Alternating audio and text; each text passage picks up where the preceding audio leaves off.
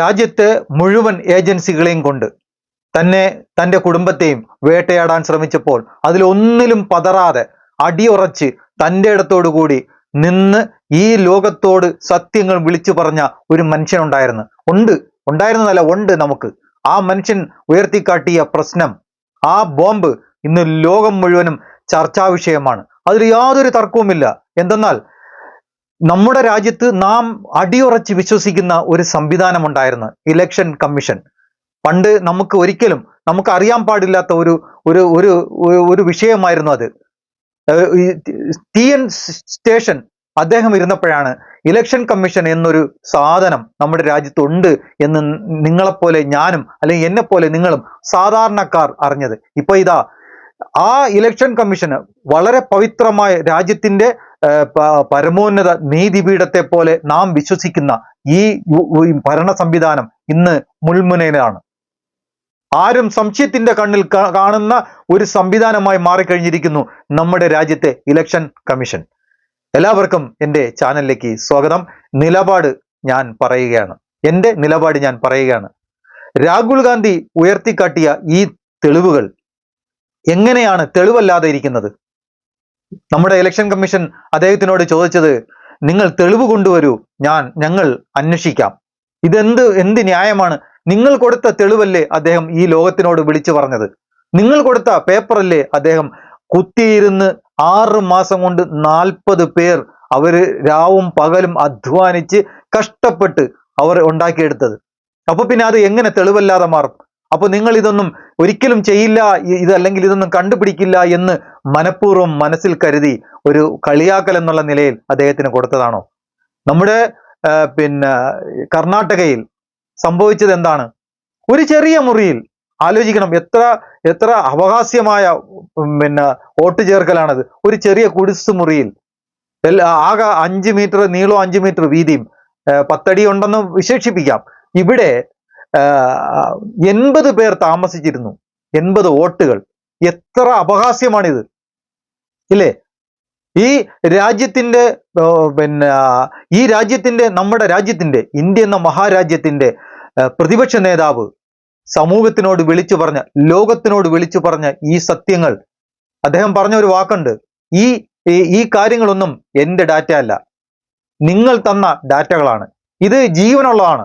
ഞാൻ ആ ജീവനുള്ള ഡാറ്റകൾ വെച്ച് എൻ്റെ സമൂഹത്തിനോട്, പബ്ലിക്കിനോട് ഞാൻ സംസാരിക്കുന്നു, പൊതുജനങ്ങളോട് ഞാൻ സംസാരിക്കുന്നു. ഈ ഡാറ്റ നിലനിൽക്കുന്നിടത്തോളം കാലം ഞാൻ ശബ്ദിച്ചുകൊണ്ടേയിരിക്കും. അദ്ദേഹത്തെ ഒതുക്കാൻ ഒരുപാട് തവണ പരിശ്രമിച്ചു. ഒന്നിലും അദ്ദേഹം ഒതുങ്ങുന്നില്ല. ആലോചിക്കണം, നമ്മുടെ കൊച്ചു കേരളത്തിലും ഇത് സംഭവിച്ചിരിക്കുന്നു. 9, 11 അങ്ങനെ പലതരത്തിൽ ആർക്കും അറിയാൻ വയ്യാത്ത, ആരും കേട്ടിട്ടില്ലാത്ത രീതിയിൽ ഈ വോട്ടിന്റെ ഉടമസ്ഥൻ, അവര് പോലും അറിയാതെ അവരെ ഫ്ലാറ്റിന്റെ അഡ്രസ്സ് വെച്ച് അവരുടെ അടുത്ത് ഇന്നലെയും ഇന്നുമായിട്ടൊക്കെ ചോദിക്കുമ്പോൾ അവർ അന്തം വിട്ട് നിൽക്കുകയാണ്. എന്ത് ചെയ്യണമെന്ന് അറിയാൻ വയ്യ, ഞങ്ങൾക്കറിയില്ല എന്ന് അവർ പറയുന്നു. ഇന്നലെ തലസ്ഥാനം അക്ഷരാർത്ഥത്തിൽ സ്തംഭിച്ചു. എല്ലാവരും പറഞ്ഞു കളിയാക്കുന്നുണ്ടായിരുന്നു, എവിടെയാണ് തെളിവെന്ന്. ആ തെളിവുകൾ നിരത്തിയാണ് അദ്ദേഹം ഇന്നലെ തലസ്ഥാനം മുഴുവൻ 300-ൽ പരം MP-മാർ തലസ്ഥാനം സ്തംഭിപ്പിച്ചത്. നിങ്ങൾ തെളിവ് എവിടെ? വീണ്ടും ഇന്ന് ഇങ്ങനെ ഓരോരുത്തർ വന്നിരുന്ന് പറയാണ്, എവിടെയാണ് തെളിവ്? തെളിവ് എവിടെ? കേരളത്തിൽ തെളിവില്ലേ? കർണാടകത്തിൽ തെളിവില്ലേ? മഹാരാഷ്ട്രയിൽ തെളിവില്ലേ? എല്ലായിടത്തിലും തെളിവുണ്ട്. ഓരോ ദിവസവും ദിനം പ്രതി ഓരോ തെളിവുകൾ ഉയർന്നു വന്നുകൊണ്ടേയിരിക്കുന്നു. നിങ്ങൾ പലതവണ മൂടി വയ്ക്കാൻ ശ്രമിച്ച ആ തെളിവുകൾ ഇന്ന് സമൂഹത്തിന് മുന്നിൽ ഓടിയെത്തുന്നു. എനിക്കും നിങ്ങൾക്കും തീർച്ചയായും നമുക്ക് ഈ പറയുന്ന സ്ഥാപനത്തിനോട് ചോദിക്കാനുള്ള അവകാശമുണ്ട്. ഇന്ത്യൻ ഭരണഘടന അതിന് നമുക്ക് അവകാശം നൽകുന്നു.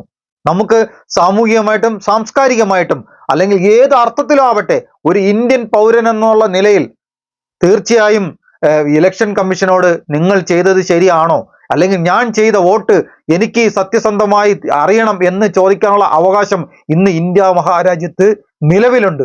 അതിനകത്തിരിക്കുന്ന ഏതെങ്കിലും ദേവപ്രതിഷ്ഠയോട് ആരാധന കൊണ്ടല്ല. സഭാതലങ്ങളിൽ നമ്മുടെ ശബ്ദങ്ങളെ തെരഞ്ഞെടുത്തയക്കുന്ന പ്രക്രിയ അതുണ്ടായ കാലം മുതൽ അങ്ങേയറ്റം ക്രെഡിബിൾ ആയതുകൊണ്ടാണ്, പവിത്രമായി ഡിവൈനായി കാണപ്പെട്ടതുകൊണ്ടാണ് രാജ്യത്തിന്റെ അധികാര സഭകളെ നമ്മൾ ആരാധനയോടെ വിളിക്കുന്നത് സാങ്ക്ടം സാങ്ക്ടോറിയം ഓഫ് ഡെമോക്രസി അഥവാ ജനാധിപത്യത്തിന്റെ ശ്രീകോവിൽ. ആ പവിത്ര പ്രതീകത്തിന് നക്ഷത്ര വെളിച്ചം നഷ്ടപ്പെടുത്തിയ ആരോപണങ്ങൾ, ആ ക്രെഡിബിലിറ്റിയുടെ തിരുനെറ്റിയിൽ തീരാ സംശയത്തിന്റെ കളങ്കച്ചാർത്തുകൾ പല വർഷങ്ങൾ കേൾക്കുന്നതാണെങ്കിലും പോയ 48 മണിക്കൂറുകളിൽ അതൊന്നും കേവല ആരോപണങ്ങളല്ല. ആ മാധ്യമങ്ങളോട് മിണ്ടാൻ മടിക്കാത്ത ഏകപക്ഷീയ റേഡിയോ ബാത്തുകളല്ലാതെ ഏത് ചോദ്യത്തിന് എത്ര മണിക്കൂർ മുട്ടുപറക്കാതെ മറുപടി പറയാൻ കെൽപ്പുള്ള ഒരുത്തൻ, നാടിന്റെ പ്രതിപക്ഷ നേതാവ്, ഈ രാജ്യത്തിന്റെ ഒഫീഷ്യൽ പേപ്പറുകൾ തെളിവടക്കം ആ ക്രമക്കേടുകൾ ചൂണ്ടിക്കാട്ടിയിട്ട് മണിക്കൂറുകൾ 110 കാര്യമായൊന്നും മിണ്ടാതെ പോയി ഓത്തെടുത്തുവാ എന്നൊക്കെ ചട്ടം പറഞ്ഞ് ഒടിക്കലല്ലാതെ ആധികാരിക ആരോപണത്തിന് ആധികാരിക മറുപടി പറയേണ്ട കമ്മീഷൻ കമാന്നും മിണ്ടിയിട്ടില്ല. ആ എൻ്റർ കീയുടെ ഒറ്റ ക്ലിക്കിൽ 5 മിനിറ്റിൽ ക്ലാരിറ്റിയാണ്. ആ മെഷീൻ റീഡബിൾ രേഖ കൊടുക്കാതെ എന്നാ നീ അങ്ങ് തെളിയിച്ചു കാണിക്കടാ എന്ന പുച്ഛത്തിൽ തള്ളിക്കൊടുത്ത 7 അടി പൊക്കത്തിൽ ടൺ കണക്കിന് പേപ്പറാണ്. 6 മാസം 40 പേർ ബ്രേക്ക് എടുക്കാതെ ഇരുന്ന ഡേറ്റ മൈനിങ് ആണ്. ആ രേഖകൾ കള്ളമാണെന്ന് പറയാൻ, അത് പറഞ്ഞ് രാഹുൽ ഗാന്ധിയെ തൂക്കിക്കളയും മൂക്കിൽ കയറ്റുമെന്ന് വെറുതെ ഒരു കള്ളക്കേസ് എടുക്കാനെങ്കിലും വായിൽ നാക്കുണ്ടോ? മേലാവിലെ തമ്പ്രാക്കളെ, കമ്മീഷൻ സാറന്മാരെ നട്ടല്ലുറപ്പുണ്ടോ? നരേന്ദ്രമോദി വീണ്ടും അധികാരത്തിലേക്ക് എത്തിയത് നെറികെട്ട പണിയിലൂടെയാണെന്ന് ഡേറ്റ കിട്ടിയാൽ 15 മിനിറ്റിൽ തെളിയിക്കാം എന്ന നീർക്കുനേർ വെല്ലുവിളി ഏറ്റെടുത്ത ഡേറ്റ കൊടുക്കാൻ കരുത്തില്ലെങ്കിൽ, വായിൽ മത്തം കുത്തിയിരിപ്പാണെങ്കിൽ ആ തലതാഴ്ത്തിയിരിപ്പ് മാനക്കേടാണ്, അട്ടർ ഡിസ്ഗ്രേസിന്റെ പരകോടിയാണ്. ഈ മഹാരാജ്യത്തെ നാണം കെടുത്താതെ വാ തുറന്ന് എന്തെങ്കിലും ഒന്ന് പറ. വെളിച്ചം കയറാത്ത കുടുസുമുറിയിലെ 80 വോട്ടർമാർ, വോട്ടർ പട്ടികയിലെ മുഖമില്ലാത്ത ഉടായ്പകൾ, വീട്ടുപേരിന്റെ സ്ഥാനത്ത് ലക്ഷണമൊത്ത വട്ടപൂജ്യങ്ങൾ, അച്ഛന്റെ പേര് HIJK LMNO, ഒറ്റ മണ്ഡലത്തിൽ മാത്രം കയ്യോടെ പിടിച്ച കള്ളങ്ങളാണ്. പോയി ഓത്തെടുക്കുന്ന അവതാ പറയാതെ രാജ്യത്തിന് വേണ്ടത് മറുപടിയാണ്. അല്ലാതെ മറുപടിയില്ലാത്ത വെപ്രാളത്തിൽ വാക്കുവിലക്കാൻ അകത്തിട്ട് കളയുമെന്ന് വിരട്ടാണെങ്കിൽ അധികാരക്കുന്നിലെ കാവിത്തമ്പ്രാക്കളെ നിങ്ങൾക്ക് ആളുമാറിയതാണ്. അന്വേഷണ ഏജൻസികൾ ആഞ്ഞിറങ്ങിയിട്ട് വിറയ്ക്കാത്തവനാണ്. അവന്റെ ഭാഷ ഈ രാജ്യത്തിന്റെ ഹൃദയം തൊട്ട ഭാഷയാണ്. ആയുധം ഈ ചുവന്ന പുസ്തകമാണ്. ആ ഞരമ്പിലെ ചോര പേടിതീണ്ട. അദ്ദേഹം ഒരു സാധാരണക്കാരനല്ല, നമ്മളെപ്പോലെ ഒരു സാധാരണ മനുഷ്യനല്ല. ഇന്ത്യയിലെ ജനങ്ങൾ ലക്ഷക്കണക്കിന് വോട്ട് നൽകി അദ്ദേഹത്തെ വൻ ഭൂരിപക്ഷത്തോടു കൂടി ജയിപ്പിച്ച വ്യക്തിയാണ്. ആലോചിക്കണം, ആദ്യം ഒരു തവണ കോൺഗ്രസ് തകർന്നടിഞ്ഞപ്പോൾ അവർ നമ്മുടെ നാട്ടിൽ വന്നു, വയനാട്ടിൽ വന്നു. അദ്ദേഹം ജയിച്ചത് 5 ലക്ഷത്തിൽ പരം വോട്ടിന്റെ ഭൂരിപക്ഷത്തിലാണ്. 5 ലക്ഷത്തിൽ പരം വോട്ടിന്റെ ഭൂരിപക്ഷത്തിൽ അദ്ദേഹം വീണ്ടും വന്നു, അദ്ദേഹം ജയിച്ചു. പക്ഷേ മറ്റൊരു സ്ഥലത്ത് നിൽക്കേണ്ട ആവശ്യകത ഉണ്ടായത് കൊണ്ട്, അതായത് ഈ സ്ഥാനം ഒഴിഞ്ഞ് അദ്ദേഹത്തിന്റെ സഹോദരിക്ക്, അദ്ദേഹത്തിന്റെ കൂടപ്പറപ്പിനെ അവിടെ ഏൽപ്പിച്ചു. സത്യസന്ധമായി തീർച്ചയായും നിങ്ങളുടെ എല്ലാ കാര്യങ്ങളിലും അവർ ഇടപെടും എന്ന് 100% വിശ്വാസത്തോ ഉള്ളതുകൊണ്ട് അവരെ ഏൽപ്പിച്ച് അദ്ദേഹം മറ്റൊരു സ്ഥലത്ത് പോയി, അവിടെയും ജയിച്ചില്ലേ? ലക്ഷക്കണക്കിന് വോട്ടിന്റെ ഭൂരിപക്ഷത്താണ് ഇന്ന് നമ്മുടെ രാജ്യത്തിന്റെ പ്രധാനമന്ത്രിക്ക് കിട്ടിയതിനേക്കാൾ എത്രയോ 10 മടങ്ങാണ് അദ്ദേഹത്തിന് കിട്ടിയ ഭൂരിപക്ഷം. പക്ഷേ അധികാരത്തിൽ വരാൻ പറ്റിയില്ല. അധികാരത്തിൽ വരാൻ ഇതായിരുന്നു നടന്നിരുന്നത്. ഈ വോട്ട് ചോർച്ച എന്ന ഈ വോട്ട് അടിച്ചു മാറ്റൽ, ആലോചിക്കണം, ഒരു ചെറിയ കുടിസുമുറിയിൽ 80 വോട്ട്, അങ്ങനെ ആയിരക്കണക്കിന് വോട്ട്, ലക്ഷക്കണക്കിന് വോട്ടുകൾ. ബീഹാറിൽ നടന്നത് 45 ലക്ഷം അല്ലെ 65 ലക്ഷം വോട്ടുകൾ ഈ പട്ടികയിൽ നിന്നും വെട്ടിമാറ്റി. അതായത് അവർക്ക് കിട്ടില്ല എന്ന് 100% ഉറപ്പുള്ള വോട്ടുകൾ അവർ വെട്ടിമാറ്റി. ഇപ്പൊ അദ്ദേഹത്തിനോട് പറയുന്നത്, നിങ്ങൾ സത്യവാങ്മൂലം കൊണ്ടുവരൂ, ഞങ്ങൾ അതിനെക്കുറിച്ച് അന്വേഷിക്കാം. എന്താണ് അന്വേഷിക്കാം? ഇത് സത്യസന്ധമായി പറയുന്ന കാര്യങ്ങളാണോ? ഞങ്ങൾ അന്വേഷിക്കാമെന്ന് ഒരിക്കലും നമുക്ക് കേട്ടുകേൾവിയുള്ള കാര്യമാണോ ഈ പറയുന്നത്? രാജ്യത്തിന്റെ ഇലക്ഷൻ കമ്മീഷനെ കുറിച്ച് പലതരത്തിൽ അപാകതകൾ പലരും പലവട്ടം പറഞ്ഞിട്ടുണ്ട്. പക്ഷേ ഈ രീതിയിൽ രാജ്യം മുഴുവനും ലോകം മുഴുവനും ഇന്ന് ഈ വാർത്തയുടെ പിന്നാലെ അലയുകയാണ്. അത്രയധികം നാണക്കേടും മാനക്കേടും ഉണ്ടാക്കിയ, അത്രയധികം വലിയ ബുദ്ധിമുട്ടുണ്ടാക്കിയ ഒരു സംഭവമായി. അദ്ദേഹം ഈ വാർത്തകൾ പുറത്തു വിടുന്നതിന് മുമ്പ് ഒരു ചെറിയ കാര്യം പറഞ്ഞിരുന്നു, എൻ്റെ കയ്യിൽ ആറ്റം ബോംബുണ്ട്. തീർച്ചയായും അത് ആറ്റം ബോംബ് തന്നെയാണ്. അത് പൊട്ടി പലരും ഇന്ന് ഒരുപാട് ബുദ്ധിമുട്ടുകൾ അനുഭവിക്കുന്നു. എന്തുകൊണ്ട് ഇലക്ഷൻ കമ്മീഷനോട് ചോദ്യം ചോദിക്കാൻ പാടില്ല? എന്തുകൊണ്ട് ചോദിക്കാൻ പാടില്ല? ഈ രാജ്യത്തിലെ, നമ്മുടെ രാജ്യത്തിന്റെ നിയമം അതിന് അനുവാദം നൽകുന്നു. ഒരിക്കലും അങ്ങനെ ഒരു നിയമം നമ്മുടെ രാജ്യത്ത് ഇല്ലെങ്കിൽ തീർച്ചയായും ആ ഇലക്ഷൻ കമ്മീഷനോടല്ല ഈ ഇന്ത്യ മഹാരാജ്യത്തില് ആരോടും ഒന്നും ചോദിക്കില്ല. അപ്പോ ഒരു ഇന്ത്യൻ പൗരൻ എന്നുള്ള നിലയിൽ തീർച്ചയായും എന്തുകൊണ്ട് നിങ്ങൾ അവർക്ക് ഈ ഡാറ്റ കൈമാറുന്നില്ല? രാഹുൽ ഗാന്ധി ചോദിച്ച ഒരേ ഒരു ചോദ്യം, നിങ്ങൾ ഈ ഡാറ്റകൾ എനിക്ക് തരൂ, ഞാൻ 15 മിനിറ്റ് കൊണ്ട് ഈ രാജ്യത്തിന്റെ നല്ലതും കെട്ടതുമായ റിസൾട്ട് ഞാൻ പുറത്തെടുക്കാം. വെറും 15 മിനിറ്റ്. ഈ കഴിഞ്ഞ വോട്ടിനെ കുറിച്ചുള്ള, ഈ കഴിഞ്ഞ ഇലക്ഷനെ കുറിച്ചുള്ള റിസൾട്ട് വെറും 15 മിനിറ്റ് കൊണ്ട് പുറത്തെടുക്കാം. ഇപ്പോ നമ്മുടെ തൃശ്ശൂര് സംഭവിച്ചത് എന്താണ്? ഓരോ ദിവസവും അപഹാസ്യമായ രീതിയിലാണ് ഈ വാർത്തകൾ പുറത്തു വരുന്നത്. ഇന്നും ആ രീതിയിൽ തന്നെയാണ്, ഇന്നലെയും ആ രീതിയിൽ തന്നെയായിരുന്നു. അദ്ദേഹത്തിനെതിരെ ഇപ്പോ സുരേഷ് ഗോപിക്കെതിരെ നമ്മുടെ MP-ക്കെതിരെ ഇപ്പോ കേസ് കൊടുത്തിരിക്കുകയാണ്. അന്വേഷണത്തിന് ഉത്തരവും വിട്ടു, അന്വേഷണം നടത്താൻ ഉത്തരവും വിട്ടു. അപ്പൊ ഒന്ന് ആലോചിക്കണം, ഈ രാജ്യം എങ്ങോട്ടാണ്? നമ്മൾ ഏത് തരത്തിൽ എങ്ങനെ വിശ്വസിച്ച്, ഏത് തരത്തിൽ വിശ്വസിച്ചാണ് നാം ഈ ഇലക്ഷന് വോട്ട് ചെയ്യാൻ പോകുന്നത്? നാം പോകുന്നതിന് മുമ്പ് നമ്മളെ വോട്ട് പലരും ചെയ്തിരിക്കും. ഇപ്പോ കർണാടകത്തില് ആ 70 വയസ്സായ ആ സ്ത്രീയോട് ചോദിച്ചപ്പോ അവര് പറഞ്ഞു, ഞാൻ ഒരു വോട്ടേ ചെയ്തോളൂ. തീർച്ചയാണ്, ലോകത്ത് എവിടെയെങ്കിലും ആരെങ്കിലും ഒരാൾ 2 തവണ വോട്ട് ചെയ്തിട്ടുണ്ട് അല്ലെങ്കിൽ ഞാൻ ചെയ്തു എന്ന് പറയുമോ? പറഞ്ഞാൽ ലോകത്ത് എവിടെയും അത് കുറ്റമാണ്. അങ്ങനെ ഇരിക്കെ ആ വാക്ക് ഒരിക്കലും ഒരു മനുഷ്യനും പറയില്ല. അപ്പോഴാണ് ഇലക്ഷൻ കമ്മീഷൻ ആളിനെ വിട്ട് ഈ പറയുന്ന സ്ത്രീയോട് ചോദിച്ചത്, നിങ്ങൾ 2 തവണ വോട്ട് ചെയ്തോ? ഇല്ല. അങ്ങനെ രാഹുൽ ഗാന്ധിക്ക് നോട്ടീസ് അയച്ചു, നിങ്ങൾ സത്യവാങ്മൂലം തരൂ, ഞങ്ങൾ അന്വേഷിക്കാം. യഥാർത്ഥത്തിൽ അവർ എന്തിനാണ് പേടിക്കുന്നത്? രാഹുൽ ഗാന്ധി അടുത്ത് കൊടുക്കാൻ പറഞ്ഞിട്ടും, ഈ അന്വേഷണത്തെ കുറിച്ച് അന്വേഷിക്കാൻ കൊടുക്കാൻ പറഞ്ഞിട്ടും, സത്യവാങ്മൂലം കൊടുക്കാൻ പറഞ്ഞിട്ടും അദ്ദേഹം എന്തുകൊണ്ട് കൊടുക്കുന്നില്ല? കാരണം നിങ്ങൾ കൊടുത്തത് തന്നെയാണല്ലോ സത്യവാങ്മൂലം. നിങ്ങൾ കൊടുത്തതിനകത്തുണ്ടല്ലോ സത്യസന്ധമായ, ഒളിച്ചു വെച്ച സത്യസന്ധമായ കാര്യങ്ങൾ. അതിൽ നിന്നാണല്ലോ തെരഞ്ഞു പിടിച്ച് അദ്ദേഹം ഈ കാര്യങ്ങളെല്ലാം പുറത്തു കൊണ്ടുവന്നത്. ഒരിക്കലും നിങ്ങൾ ഈ കണ്ടുപിടിക്കില്ല എന്ന് മനസ്സിൽ ഉറപ്പിച്ച്, അല്ലെങ്കിൽ ഒരു കളിയാക്കൾ എന്നുള്ള നിലയിൽ, കാരണം പല ചാനൽ ചർച്ചകളിലും പലരും വന്നിരുന്ന് കളിയാക്കി ചിരിക്കുകയാണ് ചെയ്യുന്നത്. പക്ഷെ അവർ ഒന്ന് ചിന്തിക്കുന്നില്ല, ഇലക്ഷൻ കമ്മീഷൻ കൊടുത്ത അതേ പേപ്പറിൽ നിന്നാണ് ഈ രേഖകൾ അദ്ദേഹം ചിതഞ്ഞെടുത്തത്. ഒരേ അഡ്രസ്സിൽ അച്ഛന്റെ പേര് HILMNO എന്നാണ് എഴുതിയിരിക്കുന്നത്, വീട്ടുപേര് 000, അച്ഛന്റെ പേര് എഴുതിയിരിക്കുന്നത് HILMNO. ഇങ്ങനെ ഇതൊക്കെ എവിടെ നടക്കുന്ന കാര്യങ്ങളാണ്? അപ്പൊ എത്ര വോട്ടാണ് ഈ വൻ ഭൂരിപക്ഷത്തിന് വേണ്ടി ഈ വോട്ടുകൾ നിരത്തിയത്? ഒരിക്കലും അദ്ദേഹം പതറുന്ന വ്യക്തിയല്ല.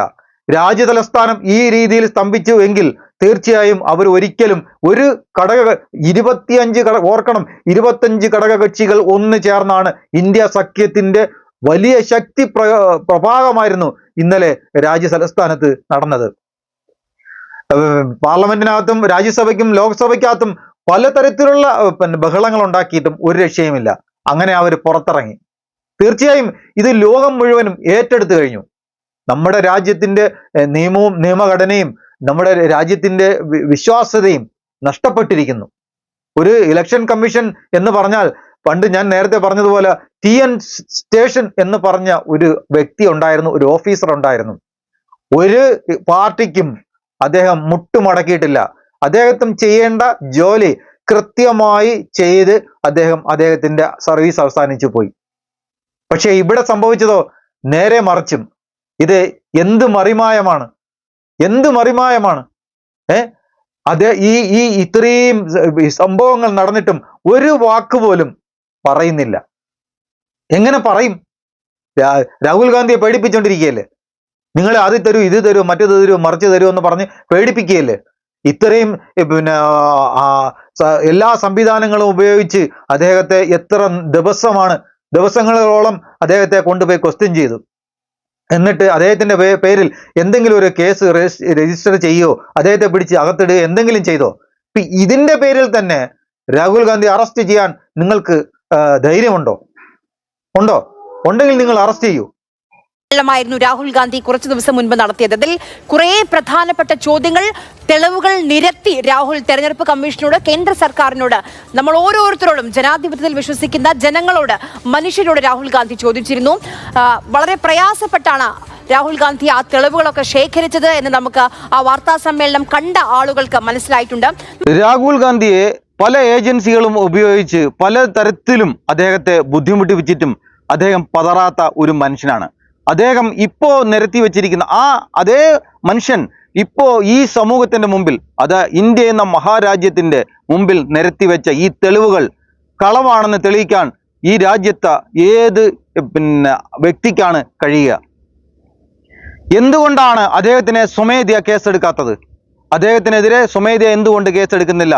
താങ്കൾ പറഞ്ഞത് തെറ്റാണ്, അതിനാൽ നിങ്ങൾ ശിക്ഷ അനുഭവിക്കണം എന്ന് പറഞ്ഞുകൊണ്ട് എങ്ങനെയാണ് അദ്ദേഹത്തെ വിരട്ടാൻ ശ്രമിക്കുന്നത്? ഈ രാജ്യത്തെ പല ഏജൻസികളെയും കൊണ്ട് അദ്ദേഹത്തെ വിരട്ടാൻ ശ്രമിച്ചു. ഒരു തരത്തിലും അദ്ദേഹം കുലുങ്ങിയില്ല. ഒരു സാധാരണ മനുഷ്യനെന്ന് പറയാൻ പറ്റില്ല അദ്ദേഹം എന്തുകൊണ്ടും അദ്ദേഹം വയ്ക്കുന്ന ഓരോ തെളിവുകളും ഓരോ വാക്കുകളും ഈ രാജ്യത്തിൻ്റെ അങ്ങേയറ്റത്തെ മുൻമുനയിൽ നിർത്തുന്ന തെളിവുകളാണ് അദ്ദേഹം കൊണ്ടുവന്ന് വെച്ചത്. ഒന്നും സാധാരണക്കാരൻ, നമ്മളെപ്പോലുള്ള ഒരു സാധാരണക്കാരൻ ചെന്ന് ഒരു സ്റ്റേജിൽ കയറി ഇരുന്നിട്ട് വിളിച്ചു പറഞ്ഞ വാക്കുകളല്ല. അക്ഷരം പ്രതി ഓരോ തെളിവും നിരത്തി വെച്ച് ലോകത്തിൻ്റെ മുമ്പിൽ അദ്ദേഹം വിളിച്ചു പറഞ്ഞു, ഇതാ ഇവിടെ കളവ് നടന്നിരിക്കുന്നു. ആ കളവ് അങ്ങനെ സംഭവിച്ചിട്ടില്ല എന്ന് തെളിയിക്കാൻ ഈ പറയുന്ന ഇലക്ഷൻ കമ്മീഷന് സാധ്യമാണോ? അങ്ങനെ സാധ്യമല്ലെങ്കിൽ നിങ്ങൾ ഏത് അർത്ഥത്തിലാണ് അദ്ദേഹത്തെ സത്യവാങ്മൂലം തരൂ, ഞങ്ങൾ അന്വേഷിക്കാമെന്ന് അദ്ദേഹത്തിനോട് പറഞ്ഞത്? അല്ലെങ്കിൽ അദ്ദേഹത്തിന് നോട്ടീസ് അയക്കും, ജയിലിലടയ്ക്കും, രാജ്യത്തോട് മാപ്പ് പറയണം എന്ന് നിങ്ങൾ എങ്ങനെയാണ് പറഞ്ഞത്? ഇവിടെ കളവ് തെളിഞ്ഞാൽ, ഈ വോട്ട് ഈ രീതിയിൽ പോയാൽ, ഞാനൊരു സംശയം ചോദിക്കട്ടെ, ഒരു സ്ഥാനാർത്ഥി ഒരു സ്ഥലത്ത് നിന്ന് ജയിച്ചു, അവിടെ നടന്ന വോട്ടുകൾ കളവാണെന്ന് തെളിഞ്ഞാൽ ആ സ്ഥാനാർത്ഥിയെ അയോഗ്യനാക്കില്ലേ? അപ്പോൾ അവിടെ ഒരു ഇലക്ഷൻ സംഭവിക്കും. ആ ഇലക്ഷൻ നടന്നാൽ ആര് ജയിക്കും? ഈ വ്യക്തി വീണ്ടും നിന്നാൽ, അതായത് കളവ് വോട്ടിലാണ് ജയിച്ചതെന്ന് തെളിഞ്ഞിട്ട് വീണ്ടും അദ്ദേഹം നിന്നാൽ അവിടെ ആര് ജയിക്കും? അല്ലെങ്കിൽ ആ പാർട്ടിയുടെ വ്യക്തി നിന്നാൽ ആര് ജയിക്കും? അല്ലെങ്കിൽ രാജ്യത്തെ മുന്നോട്ട് നയിക്കാൻ അർഹതപ്പെട്ട വ്യക്തികൾ ഏതർത്ഥത്തിലാണ് ഈ രീതിയിൽ വോട്ട് വാങ്ങി രാജ്യത്തെ മുന്നോട്ട് നയിക്കുന്നത്? എങ്ങനെയാണ്? അപ്പോൾ നമുക്ക് നാം സ്വയം വിശ്വസിച്ചിരുന്ന ആ വിശ്വാസത്തെ ചോദ്യം ചെയ്യുകയും ജനമനസ്സുകളിൽ നിന്ന് ആ വിശ്വാസ്യത നഷ്ടപ്പെടുകയും ചെയ്യുന്ന ഒരു അവസ്ഥയാണ് ഇപ്പോൾ സംഭവിച്ചിരിക്കുന്നത്. ഇന്ത്യയിലെ ബഹുഭൂരിപക്ഷം ജനങ്ങളും ഒരിക്കലും പ്രതീക്ഷിച്ചിരുന്ന ഒരു കാര്യമേ അല്ല ഇലക്ഷൻ കമ്മീഷന്റെ ഭാഗത്തു നിന്ന് വന്നിട്ടുള്ളത്. പല ചെറിയ കാര്യങ്ങൾ നടന്നിട്ടുണ്ടാവും. കാരണം ബൂത്ത് പിടുത്തവും അത് ഇതും മറ്റത് മറിച്ചതെന്നൊക്കെ പറഞ്ഞ് പണ്ട് 1, 2, 5 പേര് വന്ന് ഏതെങ്കിലും രീതിയിൽ ഏതെങ്കിലും വോട്ടൊക്കെ ചെയ്തിട്ട് പോയിട്ടുണ്ടാവും, അല്ലെങ്കിൽ ആളുമാറിയൊക്കെ വോട്ട് ചെയ്തിട്ട് പോയിട്ടുണ്ടാവും. അതൊക്കെ ഒറ്റപ്പെട്ട സംഭവങ്ങളാണ്. പക്ഷെ ഇപ്പോൾ നടന്നത് ഒറ്റപ്പെട്ട സംഭവമല്ല, തീർത്തും ആസൂത്രിതമാണത്, കരുതിക്കൂട്ടി ചെയ്തതാണ്. രാജ്യത്തിൻ്റെ വിശ്വസനീയമായ ഏജൻസികൾ രാഹുൽ ഗാന്ധി നിരത്തിവെച്ച ഈ തെളിവുകൾ നിഷേധിക്കട്ടെ. ഒരു ചെറിയ റൂമിനകത്ത് 80 വോട്ട്. അതുപോലെ നമ്മുടെ കേരളത്തിലും സംഭവിച്ചിട്ടുണ്ട്. അവരും ഇന്നലെ ന്യൂസിൽ പറയുന്നത് കേട്ടു, ഞങ്ങൾക്ക് ഇതിനെക്കുറിച്ച് യാതൊരു വിവരവും ഇല്ല, ഇതാരാണെന്ന് പോലും ഞങ്ങൾക്കറിയില്ല. അപ്പോൾ കളവ് കൊണ്ട് ജയിച്ചു വന്നു, പദവികൾ നേടി. ഒരു പാർട്ടിക്കാരനെയും ഞാൻ പറയുന്നില്ല. ഇതിന് കൂട്ടുനിന്ന ഇലക്ഷൻ കമ്മീഷനോടാണ് ഈ രാജ്യത്തിൻ്റെ ഒരു പൗരനെന്ന നിലയിൽ എനിക്ക് ചോദിക്കാനുള്ളത്. തീർച്ചയായും ഈ രാജ്യത്തിൻ്റെ നിയമവ്യവസ്ഥയെ നിലനിർത്തിക്കൊണ്ട്, ഈ രാജ്യത്തിൻ്റെ സംവിധാനത്തെ നിലനിർത്തിക്കൊണ്ട് ഇലക്ഷൻ കമ്മീഷനോടുള്ള ആരോടും നമ്മുടെ രാജ്യത്തിൻ്റെ, ഇന്ത്യ എന്ന മഹാരാജ്യത്തിൻ്റെ ഓരോ പൗരനും ചോദിക്കാനുള്ള അവകാശമുണ്ട്. ചോദിക്കാൻ പാടില്ല എന്ന് പറയുന്നത് വലിയ ഒരു തെറ്റാണത്. ഈ രാജ്യം അങ്ങനെയാണ് ഭരണഘടന ചെയ്തു വച്ചിരിക്കുന്നത്. അല്ലെങ്കിൽ എല്ലാ ഭരണഘടനയും നിങ്ങളെടുത്ത് ചവിറ്റുകൂട്ടയിൽ ഇടണം, ഈ എഴുതി വച്ചിരിക്കുന്ന എല്ലാ കാര്യങ്ങളും. അപ്പോൾ ആലോചിക്കണം, ഇത്തരത്തിലൊരു സംവിധാനം ഇനിയുള്ള കാലത്ത് സംഭവിക്കും എന്ന് എത്രയോ ദീർഘവീക്ഷണമുള്ള മനുഷ്യനായിരുന്നു അംബേദ്കർ. ഡോക്ടർ BR അംബേദ്കർ എഴുതി വെച്ച ഈ ഭരണഘടന ഒരിക്കലും ഇന്ത്യ എന്ന മഹാരാജ്യം ഉള്ളിടത്തോളം കാലം എടുത്തു മാറ്റാൻ പറ്റില്ല. അതിന് ശ്രമിക്കുന്നുണ്ട്. പക്ഷേ ഇത്തരത്തിലുള്ള പരിപാടികൾ നടക്കും, ഇത് നടക്കാനുള്ള സാധ്യത ഇനിയുള്ള കാലം, മുമ്പോട്ടുള്ള കാലം ഉണ്ടാകുമെന്ന് അദ്ദേഹം ചിന്തിക്കുകയും അതിനുവേണ്ടി പല നിയമനിർമ്മാണങ്ങൾ നടത്തുകയും ചെയ്തു. ആ ഒറ്റ പുസ്തകമാണ് ഇന്ത്യ എന്ന മഹാരാജ്യത്തെ ലോകരാജ്യങ്ങളുടെ മുമ്പിൽ തല ഉയർത്തി നിർത്താൻ അനുവദിക്കുന്നത്.